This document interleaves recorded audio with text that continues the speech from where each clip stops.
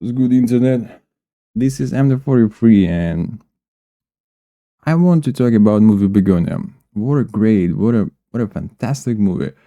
I've seen it almost a month ago, but I just didn't have much time to make a video. And the reason I want to make a video is to compare two movies, Bugonia and Don't Look Up.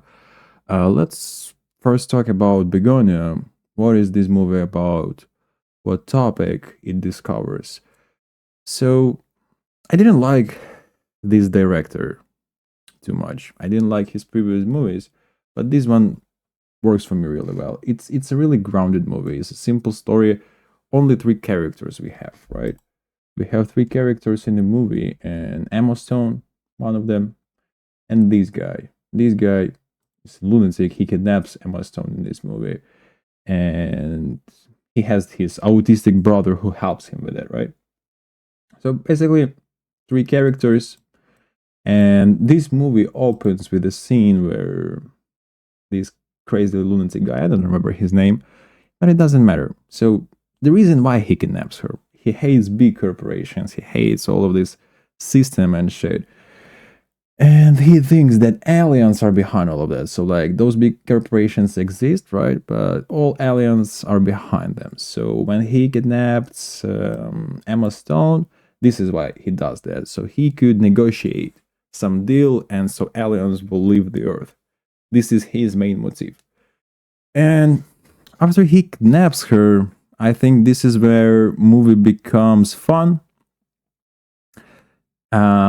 This is why actually it's a comedy. This is why I compare these two movies. Don't Look Up and Bugonia.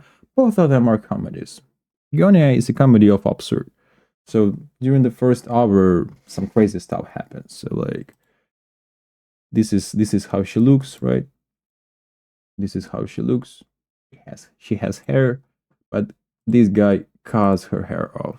He cuts her hair off for one reason, because he thinks that the aliens communicate through hair. And a lot of crazy stuff like that happens in the first hour. He's pointing at her, he's blaming her for all of the problems that humanity experiences, that humanity goes through, because she's an alien. The only reason why she exists is to destroy, to make people suffer, blah, blah, blah. And yeah, many crazy stuff happens. So, for instance, like both of these guys are chemically castrated. And the reason why are chemically castrated, so like this alien could not affect them, could not drive any sexual desire in them. So this is why they need to be chemically castrated. And she keeps like denying it, like, I'm not an alien. What the fuck, bro? Like, what do you want from me? I'm just a regular human as you. Why do you need to, what do you want from me? At some point in the movie, she even accepts that she's an alien, just trying to like convince him and release her, right? But the beauty of the movie actually happens at the end of the movie. So she distracts him and tricks him into leaving a house. So she's almost escaping. Like when I was watching, I thought like, okay, this is the final scenes of the movie. This is where it should end. She will just escape and happy ending. But here's the twist. She notices some room, hidden room, when she almost left the house. She goes into there and she sees dead bodies. She sees a lot of dead bodies. Fuck. So what happens? Basically, this guy, she's Emma Stone, not his first victim. There were victims before her, and they didn't pass testing. They didn't pass some crazy testing that he had, and they died. So he just like put them there, and she decides to stay and confront him. She confronts him, and this is one of the main twists. She says, I'm an alien. I'm an alien. I will lead you into my spaceship, and now you can talk to my fellow aliens. This is what she says to him. Think about it. So this is what she says, and she leads him. She says, you can teleport from my office in my headquarters. So they go together into those headquarters, and they reach the headquarters. They got to the office, and Emma Stone tells him, no, you got to go into this shoebox closet and press some buttons on my calculator and you will teleport. Sounds crazy, but this guy is such a lunatic that for him sounds reasonable. He got into that closet, and before answering it, he says to her, "Ah, look at this. I have a bomb. I have a bomb on me. So if you try to play some games with me and some your aliens try to attack me, they go with me." This is what he says to her and goes to that shoebox closet. I think this is where the movie should have ended. Like, I expected it to end here. So I thought she played some dumb game, she got to the closet, and she escaped, runaways. But here's the beautiful twist in this movie, which I really like. He blows himself up. Pew! So he just died. He died, and the camera focuses after that on Emma Stone, and she like a little confused. But this is where the main twist of the movie happens. She enters that closet after him, and she teleports. She is actually an alien. From the beginning, that conspiracy guy, he was right. He was right that she is an alien, right? So we thought that like he's just a lunatic, that this is just so stupid theory, like he kidnaps a person, thinks that she's an alien, tortures her, and it actually appears that she was an alien from the beginning. So yeah,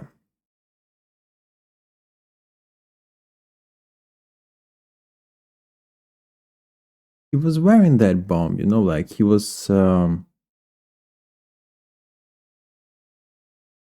he strapped that bomb to his chest because he was so paranoid. If he wasn't so obsessed with fighting, he wouldn't be dead. This is what I think a part of that movie is. So, like, he didn't die a hero, he didn't die fighting. Something in his bomb just clicked, and he randomly died. Just because this is how it goes, this is what happened. And he was prepared. He was prepared for war with aliens. He was expecting to bring death upon them, but the only person who died of his actions was himself.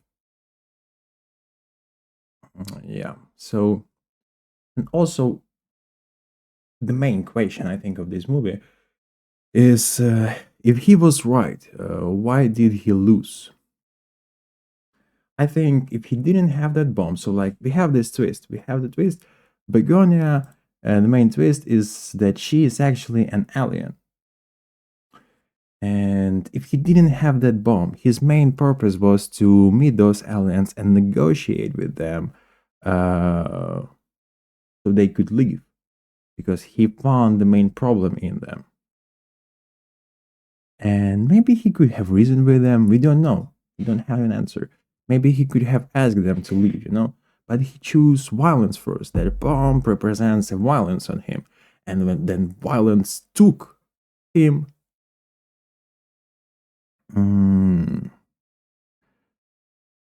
And overall, through that movie, there are so many things like which represent his desire to find an enemy and defeat it, that in the process he hurts everyone around him. He hurts his own brother, he castrates his own brother, he kills innocent people.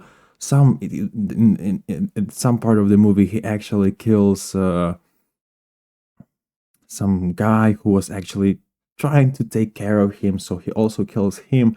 And his intention was kind of clear. His intention was to save the world, but his obsession made him to destroy everything around him. And he fixates on that enemy. He thinks is the root cause of all his problems, but he doesn't see the problem that he creates himself. In the movie, it also discovers that he had a problem from the beginning. He had a problem from his early life. His mother died, he had a bad job, he had zero support, and I think it was just painful to look in the mirror and say, my life sucks. He couldn't accept that like the main problem is like that he doesn't fight problems, he doesn't overcome them. For him it is much was easier to say aliens made my life suck, so aliens are the root cause of all of my problems. So he can't handle the truth of his own pain, so he finds this crazy answer in aliens. He didn't want to fix his life, so he wanted to find a villain, and the villain are aliens. And I like that this movie gives him like this benefit of the doubt, like he's a conspiracy guy. This is what he's shown from the beginning. He takes really crazy actions, but at the end of the movie, yes, he's right. Aliens exist, but they are not the root cause of the problem. And this is where movie shows it at the end of the movie. The final shots are all people are dead. The reason all people are all dead because Emma Stone decides that the Earth doesn't deserve people. Um, like I didn't think that I formulated the right way, but the Earth is the place where people should not be because people are sort of like a cancer. Um, Actually, Emma Stone is an alien. She wanted to make an Earth a better place for humans, but in the end, she gets kidnapped by one of those humans, gets tortured, and she sees that this person was actually bringing torture not only to aliens but to other people as well. So she wipes out humanity, and the beauty is that the final shot in that movie is bees. Bees are returning, bees are getting a much better life. So it proves he was fighting the wrong enemy. The global corporation and those aliens were not killing the bees. Peoples were killing the bees. People didn't allow bees to prosper. So it's a perfect cycle. This movie starts with this shot of him talking about bees, admiring them, and the movie at the end also admires those bees, and all people have died. So I think this is a nice story. I think this is a nice story about a human that is lost. So overall, it's still a comedy. It's like a dark satire. It doesn't shoot like punchlines into your face, but still it has something to tell. And what I like that yes, this person is like stupid. The movie laughs at him, right? Movie laughs at him, but it also discovers like we laugh at him, but we're also sad. Like this is why we laugh because the story is so sad that the only thing that we can do is hide behind those laughs. And I don't think that I formulated it the best way possible, but when we will talk about movie Don't Look Up, this is where I think we can both find the common ground. So, movie Don't Look Up. Let's move to this movie, and this is why I want to compare it. The reason I want to compare these both movies because I think they discover same topic. Those both movies are trying to laugh at some people who cannot comprehend the reality.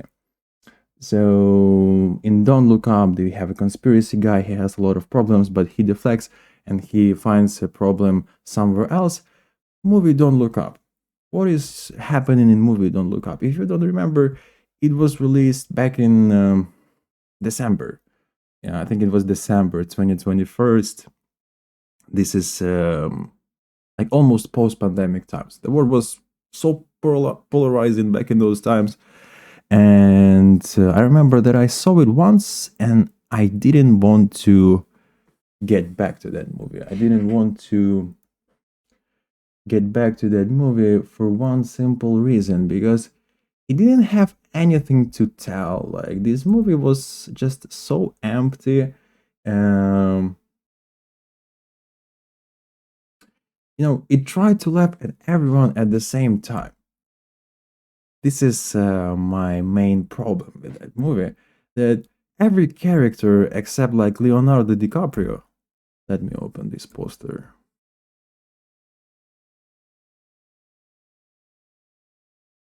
Relax. I don't need this shit. Can I just look at this? Oh, okay. So here's the poster. Oh my god, I'm bombarded with advertisements. We'll close it. Yeah, we'll just focus on it here. So the main character is Leonardo DiCaprio. He's a scientist, Lawrence, his assistant, and these two people are the only people who are kind of like good characters in this movie. This guy is also kind of good character, but the main problem that how lazy this movie is. Real people are complex. Even stupid people have reasons. And in this movie, they're just cartoons. Like they're everyone has just one characteristic. So at the beginning of the movie, asteroid is coming. They discover this asteroid and they try to got to some like news channels, try to inform everyone like, guys, the shit is coming, we need to do something, we need to figure out the way. And people start laughing. So like the first bit of the movie is that everyone laughs at them. People are laughing, people are creating memes about Jennifer Lawrence, you know.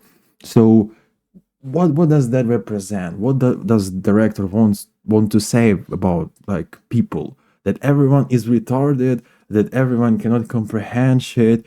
Then that movie, I remember, it switches to some stupid stuff.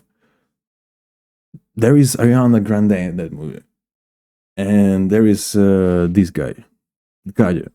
They're kind of like influencers, and for some reason, there is a part of the movie where we explore their relationship for no fucking reason. It's like, and director laughs, ha ha ha. What?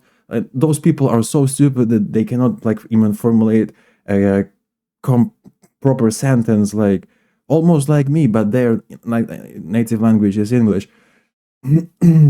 So the thing I'm trying to say, first, director laughs at people, everyone. Oh, people just retarded. This is what he tries to say.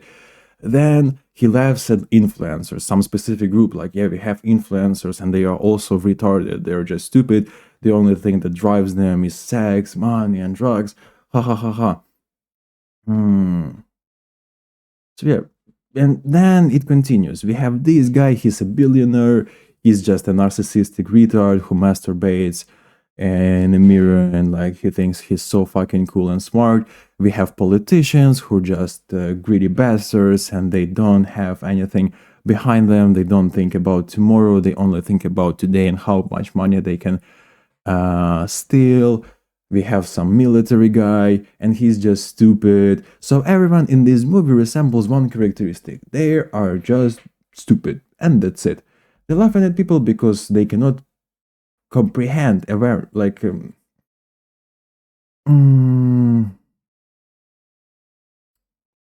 I get lost in a thought, but this is the main thing that I want to say. If you want to try to laugh at someone, you know, if you make a movie where everyone is dumb, what's the point? It looks like the director is just jerking off of an idea that he's so smart and everyone else is stupid. And let me make a movie to show that everyone else is stupid. And the movie also ends without any clear idea or something. So asteroid actually reaches the Earth, destroys the Earth, and only like successful people survive. Billionaire, politician, and some other retards. So what did this movie try to show? Oh, everyone is stupid and we're all gonna die, and super stupid childish people will survive. What a great movie. And the movie is almost 3 hours, as I recall, like more than 2 hours for sure, and nothing there. Like it's just an empty movie because it has nothing to say compared to Begonia, because basically they try to explore some similar things, right? So when the asteroid comes, people deny it. People deny it. Like the main character of Bugonia, this guy, he denies his problems. And everyone in this movie also denies these problems. But this guy, yes, he's stupid, he's doing some retarded shit, but I like that, like, actually, movie gives him like some uh belief, like because he cuts his hair, he cuts her hair, he puts some chemicals on her, and it's actually truth that he did the right thing. But the reason why he did the right thing, he captured an alien, but the alien was not the problem. So like that movie gives him things where he is actually right. He's a complex character. He was so obsessed with his imaginary enemy that at the end of that story, that enemy actually exists. But was it an enemy? The movie actually answers that question. No, it was not. He explodes, he dies because only of his own actions. And in the movie Don't Look Up, what's happening? Like it just like it lacks soul. This movie is empty. Yeah. Begonia gave the main character backstory, trauma. Don't Look Up gave nothing, gave just some dog shit story. Asteroid comes, everyone denies, then it's the end, everyone dies, almost everyone, only retards survive. So everyone on the earth is retard, but some retards survived. So this is my main point. Comedy needs to have a soul. In Begonia, we understand he is crazy, and there is some backstory why he's actually crazy and why he took those actions that he did. In Don't Look Up, everyone just stupid because the script says so. And this is why I will rewatch Begonia. I will definitely see it in the future, and I will never want to get back to this movie, Don't Look Up.